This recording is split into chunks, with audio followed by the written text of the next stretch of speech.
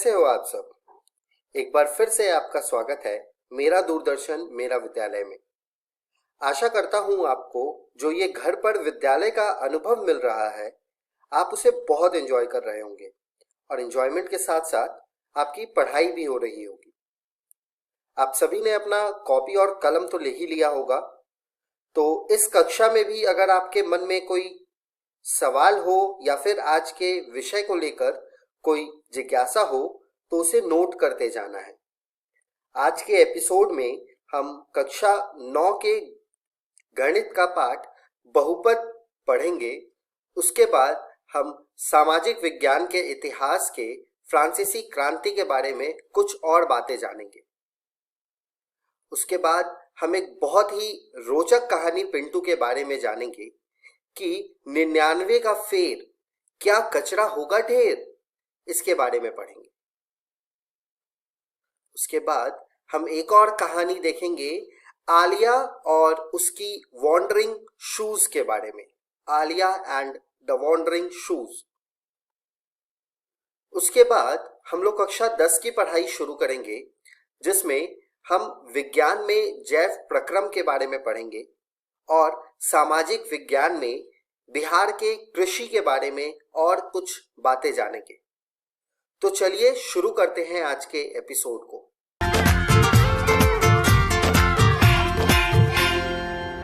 नमस्कार दोस्तों, आज हम कक्षा 9 की गणित का पाठ 2 पढ़ने वाले हैं जिसका नाम है बहुपद। हमने पाठ बहुपद को 5 भाग में बांटा है। आज हम बहुपद का भाग 1 पढ़ने वाले हैं। आज के इस वीडियो में हम पढ़ेंगे बहुपद का परिचय, बहुपद का वर्गीकरण और बहुपद के घात। तो चलिए आगे बढ़ते हैं और शुरू करते हैं हम हमारा आज का भाग। सबसे पहले हम यह जानेंगे कि बहुपद क्या होते हैं। ऐसे बीजीय व्यंजक जिनमें चर का घातांक एक पूर्ण संख्या हो उसे बहुपद कहते हैं। मान लीजिए हमने एक उदाहरण लिया है 4 गुणे x की घात 2 जमा 7x। यहाँ पर आपको 4 गुणे x की घात 2 की घातांक मिलेगी 2 और 7x जिसकी आपको कोई भी घातांक नहीं दिख रही होगी उसकी घातांक होगी 1 और ये दोनों ही संख्या एक पूर्ण संख्या है, इसलिए यह बीजीय व्यंजक एक बहुपद है। चलिए कुछ और उदाहरण से समझते हैं। 5 गुणे x की घात 3 घटा x की घात 2 जमा 8x। यहाँ पर 5 गुणे x की घात 3 की घातांक है 3, x की घात 2 की घातांक है 2 और 8x की घातांक है 1 और ये तीनों ही संख्या एक पूर्ण संख्या है, यानी कि यह बीजीय व्यंजक भी एक बहुपद है। मान लीजिए हमने एक बीजीय व्यंजक लिया है x की भी घातांक क्या होगी 1, यानी कि x जो है हमारा वो भी एक बहुपद है। तो चलिए अब हम कुछ और बीजीय व्यंजक देखेंगे और देखते हैं कि यह बहुपद होते हैं कि नहीं। मान लीजिए हमने बीजीय व्यंजक लिया है x जमा 1/x। दूसरा व्यंजक लिया है वर्गमूल x जमा x। तीसरा व्यंजक लिया है y का घनमूल जमा y का वर्ग। अगर आप इन बीजीय व्यंजक को सरलीकरण करके लिखेंगे तो आपको मिलेंगे x जमा 1/x का x जमा x की घातांक घटा 1। वर्गमूल x जमा x को जब आप सरलीकरण करके लिखेंगे तो आपको मिलेगा x की घात 1/2 जमा x। जब आप y की घनमूल जमा y का वर्ग को सरलीकरण करके लिखेंगे तो आपको मिलेगा y की घात 1/3 जमा y की घात 2। अगर आप इन बीजीय व्यंजक को सरलीकरण के बाद ध्यान से देखें तो आपको इनकी घातांक पूर्ण संख्या नहीं मिलेगी, जैसे घटा 1 जो कि एक पूर्ण संख्या नहीं है, 1/2 जो कि एक पूर्ण संख्या नहीं है, 1/3 जो कि एक पूर्ण संख्या नहीं है, यानी कि यह बीजीय व्यंजक बहुपद नहीं है क्योंकि इनकी घातांक एक पूर्ण संख्या नहीं है। चलिए अब हम जानते हैं कि चर किसे कहते हैं और गुणांक किसे कहते हैं।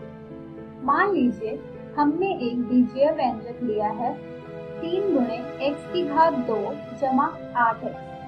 यहाँ पर x जो है हमारा उसे हम कहते हैं चर, चर यानी कि जिसका मान निश्चित नहीं है, और चर की बाईं ओर जो आपको एक अचर संख्या दिख रही है उसे हम कहते हैं गुणांक, यानी कि चर का अचर गुणज को हम कहते हैं गुणांक। अब हम बढ़ते हैं बहुपद के वर्गीकरण की तरफ। यह वर्गीकरण हम पद के हिसाब से देख रहे हैं जो कि होते हैं एक पद, द्विपद, त्रिपद। वैसे बहुपद जिनमें केवल एक पद होता है उसे हम कहते हैं एक पद, जैसे 6 गुणे x⁻², 9 गुणे x गुणे y⁻², 6 गुणे z। ये वैसे बहुपद हैं जिनमें केवल एक पद है, इसलिए ऐसे बहुपद को हम कहते हैं एक पद। चलिए अब हम द्विपद का उदाहरण देखते हैं। 7 गुणे x⁻² जमा 6 गुणे x, 2 गुणे y⁻³ घटा 5, 7 गुणे z घटा 9 इत्यादि। ये वैसे बहुपद हैं जिनमें दो पद है, और दो पद वाले बहुपद को हम कहते हैं द्विपद। आइए अब हम त्रिपद के उदाहरण देखते हैं। 5 गुणे x⁻² जमा x घटा 3, y⁻² जमा 7 गुणे y जमा 1, 9 गुणे z⁻³ घटा 8z घटा 3। ये वैसे बहुपद हैं जिनमें आपको 3 पद मिल रहे हैं, और वैसे बहुपद जिनमें 3 पद होते हैं उन्हें हम कहते हैं त्रिपद। चलिए अब हम एक चर वाले बहुपद को जानेंगे।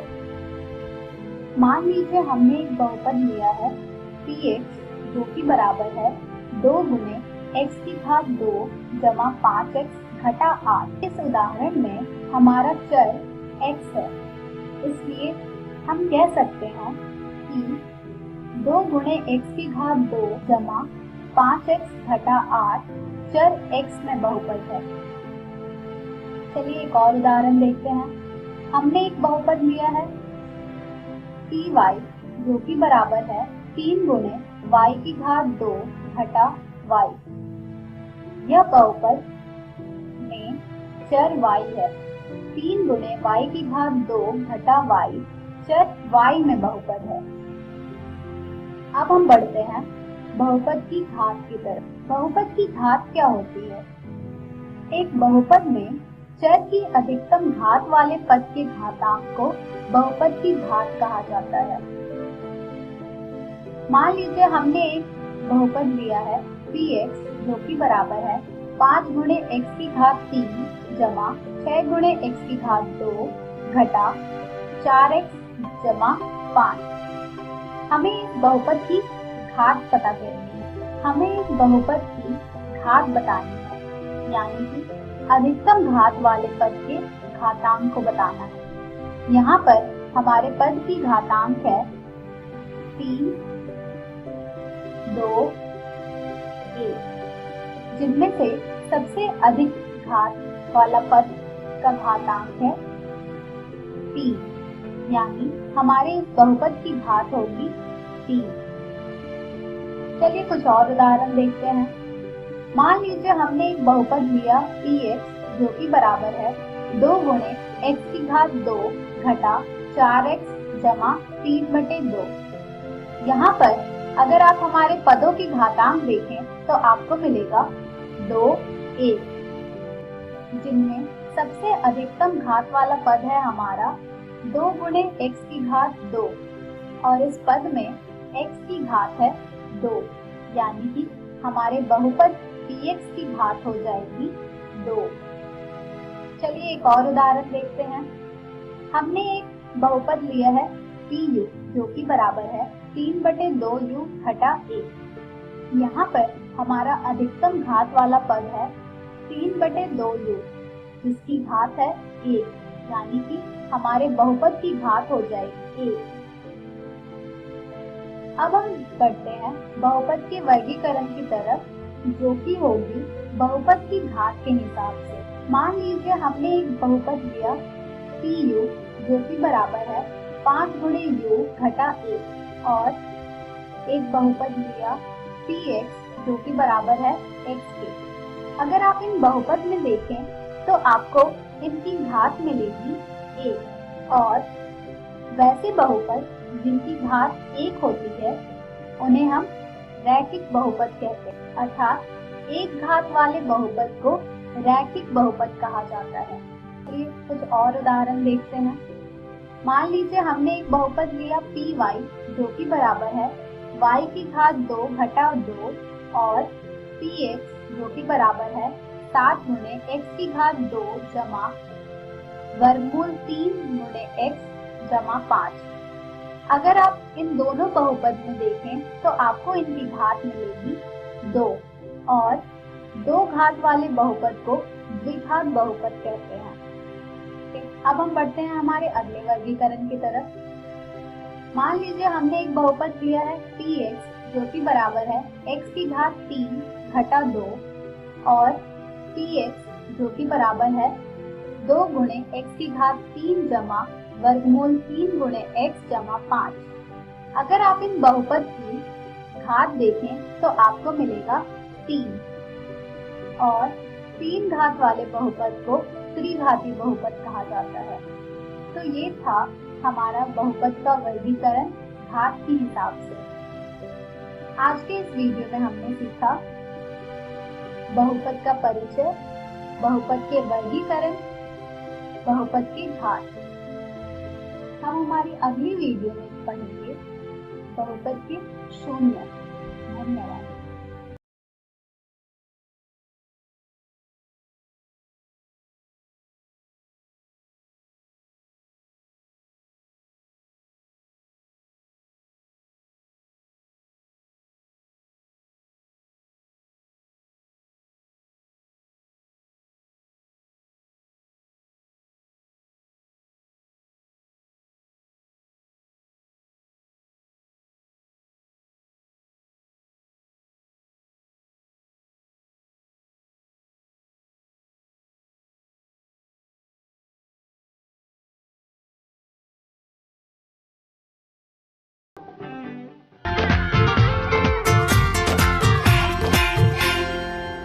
हेलो दोस्तों, ये है इतिहास के पाठ 3 फ्रांस की क्रांति का चौथा भाग।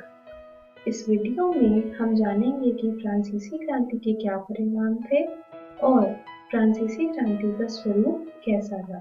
तो चलिए शुरू करते हैं आज का पाठ। दोस्तों, फ्रांसीसी क्रांति का सबसे पहला परिणाम था कि इस क्रांति के बाद पुरातन व्यवस्था, जिसे हम अंग्रेजी में एंशिएंट रिजीम कहते हैं, उसका अंत हुआ। इस पुरातन व्यवस्था के अंत के साथ ही आधुनिक युग की शुरुआत हुई, जिसमें स्वतंत्रता, समानता और बंधुत्व के विचारों को प्रोत्साहन मिला। इसी के साथ साथ सामंतवाद का अंत हुआ। दोस्तों, जैसा कि हमने इस पाठ में पहले भी पढ़ा था कि फ्रांस की क्रांति से पहले फ्रांसीसी लोगों को धार्मिक और व्यक्तिगत स्वतंत्रता का अभाव था। इस क्रांति का परिणाम यह था कि लोगों को धार्मिक स्वतंत्रता मिली और फ्रांस एक धर्मनिरपेक्ष राज्य बना। इसी के साथ साथ धार्मिक क्षेत्र में बुद्धिवाद का धार्मिक स्वतंत्रता के साथ साथ व्यक्ति की महत्ता पर भी बल दिया गया। नागरिकों के मौलिक अधिकारों और कर्तव्यों की घोषणा भी की गई। समाज में जनसाधारण के बढ़ते अधिकारों के साथ साथ फ्रांस में जनतंत्र स्थापित हुआ। इस जनतंत्र ने राजा के दैवीय अधिकारों के सिद्धांत को समाप्त किया। जनतंत्र के साथ साथ फ्रांस में समाजवाद भी प्रारंभ हुआ। जैकोबिन्स ने सामान्य जनता के अधिकारों की रक्षा करी और अमीरों की जगह गरीबों का पक्ष लिया। दोस्तों, ये तो थे सामाजिक और राजनीतिक परिणाम। अगर हम आर्थिक परिणामों की ओर देखें तो क्रांति के बाद गिल्ड प्रथा, प्रांतीय आयात कर और अन्य व्यापारिक प्रतिबंध हटाए गए, जिसके चलते फ्रांस के वाणिज्य और व्यापार में वृद्धि हुई। इसी के कारण 19वीं शताब्दी में व्यापार के क्षेत्र में फ्रांस इंग्लैंड के बाद दूसरे स्थान पर था। दोस्तों, इस क्रांति का अगला परिणाम था दास प्रथा का उन्मूलन। दोस्तों, 1794 में कन्वेंशन यानी कि नवनिर्वाचित असेंबली ने दास मुक्ति कानून को पारित किया, लेकिन आगे चलकर नेपोलियन ने इस कानून को समाप्त कर दिया। लेकिन आगे चलकर 1848 में अंतिम रूप से फ्रांसीसी उपनिवेशों से दास प्रथा को हटा दिया गया। दोस्तों, इस क्रांति से पहले फ्रांस में चर्च में शिक्षा का प्रबंध था, लेकिन इस क्रांति के बाद सरकार पर शिक्षा का उत्तरदायित्व आ गया। इसके चलते पेरिस विश्वविद्यालय और कई शिक्षण संस्थान और शोध संस्थान फ्रांस में खोले गए। दोस्तों, इस क्रांति के बाद फ्रांस का एक राष्ट्रीय कैलेंडर भी लागू किया गया, जिसे ऋतुओं के आधार पर 12 महीनों में बांटा गया था। दोस्तों, फ्रांसीसी क्रांति का एक बहुत ही अहम परिणाम था महिला आंदोलन की शुरुआत। फ्रांसीसी क्रांति में महिलाएं भी शामिल हुई थीं। इन महिलाओं ने the society of revolutionary and Republican women नामक संस्था का गठन किया। अपने आंदोलन में महिलाओं ने पुरुषों के समान राजनीतिक अधिकार मांगा, लेकिन इन्हें सभी अधिकार शुरुआत में नहीं मिले। फ्रांसीसी क्रांति ने महिलाओं को उनके अधिकारों के प्रति जागरूक किया, जिसके कारण आगे चलते कई वर्षों तक महिलाओं के आंदोलन चलते रहे, जिसके परिणाम स्वरूप 1946 में फ्रांस की महिलाओं को मताधिकार मिला। दोस्तों, फ्रांसीसी क्रांति का प्रभाव सिर्फ फ्रांस पर ही नहीं बल्कि यूरोप के कई अन्य देशों पर भी पड़ा। नेपोलियन फ्रांस में सुधार के कार्य करते हुए अपने विजय अभियान के दौरान जब इटली और जर्मनी जैसे देशों में पहुंचे तो उन्हें वहां क्रांति का अग्रदूत कहकर स्वागत किया जाता था। दोस्तों, नेपोलियन बोनापार्टे फ्रांस की क्रांति के दौरान सेनापति थे और 1799 के बाद वे फ्रांस के शासक बने। चलिए देखते हैं कि फ्रांसीसी क्रांति का अन्य देशों पर क्या प्रभाव पड़ा। सबसे पहले हम बात करेंगे इटली की। दोस्तों, इस समय इटली कई भागों में बटा हुआ था। फ्रांस की क्रांति के बाद इटली के विभिन्न भागों में नेपोलियन ने अपनी सेना एकत्रित कर लड़ाई की तैयारी की और इटली राज्य स्थापित किया। एक साथ मिलकर लड़ाई करने से इटली के लोगों में राष्ट्रीयता की भावना आई और इटली के एकीकरण का मार्ग प्रशस्त हुआ। चलिए दोस्तों, अब बात करते हैं जर्मनी की। इटली की तरह जर्मनी भी छोटे छोटे करीब 300 राज्यों में बटा हुआ था। नेपोलियन के प्रयासों से ये 300 राज्य केवल 38 राज्यों में सीमित रह गए और इसी तरह जर्मनी राष्ट्र का निर्माण हुआ। जर्मनी के लोगों ने भी इस क्रांति के स्वतंत्रता, समानता और बंधुत्व के नारे को अपनाया। चलिए दोस्तों, अब बात करते हैं पोलैंड की।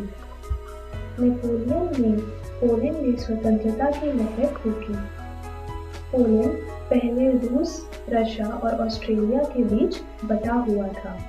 नेपोलियन ने पोलैंड में राष्ट्रीयता का संचार किया और एक लंबी अवधि के प्रयास के बाद पहले विश्व युद्ध के बाद पोलैंड का स्वतंत्र राज्य कायम हो सका। दोस्तों, अब बात करते हैं हम इंग्लैंड की। नेपोलियन का विजय अभियान इंग्लैंड पर भी हुआ, लेकिन इस अभियान में नेपोलियन की हार हुई। दोस्तों, इस हार के बावजूद फ्रांस की क्रांति का इंग्लैंड पर बहुत अधिक असर पड़ा। फ्रांस की क्रांति के बाद इंग्लैंड में सामंतवाद के खिलाफ आवाज उठनी शुरू हो गई, जिसके चलते 1832 में इंग्लैंड में संसदीय सुधार अधिनियम पारित हुआ। इस अधिनियम के अनुसार जमींदारों की शक्ति को समाप्त करा गया और जनता के लिए अनेक सुधार के मार्ग प्रशस्त हुए। दोस्तों, ये तो बात हुई फ्रांसीसी क्रांति के परिणामों की। चलिए अब इस क्रांति के स्वरूप पर चर्चा करते हैं। दोस्तों, अगर हम सोचें कि फ्रांसीसी क्रांति में किस वर्ग के लोगों ने मुख्य रूप से भूमिका निभाई या किस वर्ग के लोगों को सबसे अधिक लाभ हुआ, तो कई इतिहासकारों का मानना है कि फ्रांसीसी क्रांति एक बुर्जुआई क्रांति या फिर मध्यम वर्गीय क्रांति थी। इतिहासकारों के अनुसार इस क्रांति ने एक विशेषाधिकार प्राप्त वर्ग की जगह एक दूसरे विशेषाधिकार वर्ग का शासन स्थापित किया। दोस्तों, जैसा कि हमने इस पाठ में पढ़ा कि किसान और मजदूरों ने मिलकर इस क्रांति को सफल बनाया, लेकिन क्रांति के बाद भी उनके हाथ में कोई अधिकार नहीं आया, यहाँ तक कि उन्हें मताधिकार भी नहीं दिया गया। क्रांति का नारा स्वतंत्रता, समानता और बंधुत्व का प्रयोग पादरियों और सामंतों के विशेषाधिकारों का अंत करने के लिए और मध्यम वर्ग के लोगों के लिए विशेष सुविधाएं प्राप्त करने के लिए किया गया। देखा जाए तो सन 1789 से 1815 तक शासन मध्यम वर्ग का ही रहा। दोस्तों, इसे भी आतंक का राज्य स्थापित होने का एक कारण माना जाता है। लेकिन दोस्तों, अगर हम फ्रांसीसी क्रांति के सकारात्मक प्रभाव को देखें तो वो था फ्रांसीसी क्रांति का नारा स्वतंत्रता, समानता और बंधुत्व। इसी के साथ साथ फ्रांसीसी क्रांति ने मानव अधिकारों की रक्षा की नींव भी रखी। चलिए दोस्तों, इस पाठ में बस इतना ही। मैं आशा करती हूँ कि हमने इस पाठ में जो भी पढ़ा आपको समझ आया होगा। चलिए एक बार फिर से देखते हैं कि आज हमने क्या क्या सीखा।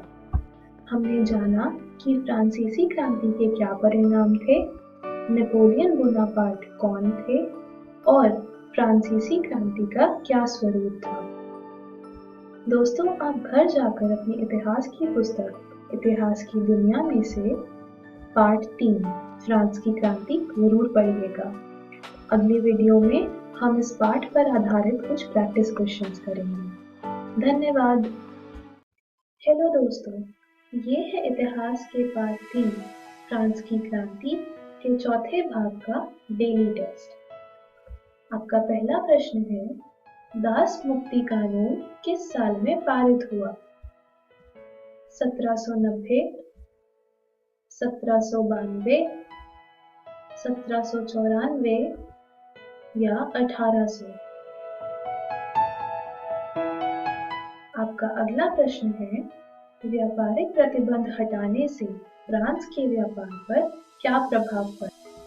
व्यापार धीमा पड़ गया, फ्रांस बाकी देशों से व्यापारिक क्षेत्र में मुकाबला नहीं कर पाया, व्यापार और वाणिज्य में वृद्धि हुई या इनमें से कोई नहीं? आपका अगला प्रश्न है, फ्रांस की महिलाओं को मताधिकार किस साल में मिला? 1945, 1946, 1947 या 1950? आपका अगला प्रश्न है, इस खाली स्थान को भरिए। फ्रांस की क्रांति को डैश वर्गीय क्रांति भी कहा जाता है। पादरी, मध्यम, कुलीन या ऊपरी?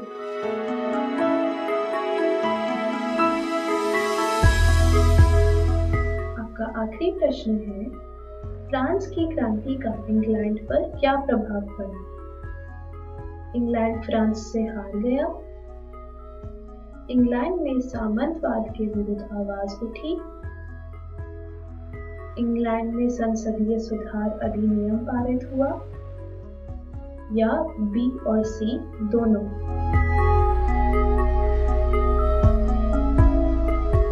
चलिए दोस्तों, इन प्रश्नों के सही उत्तर देखते हैं।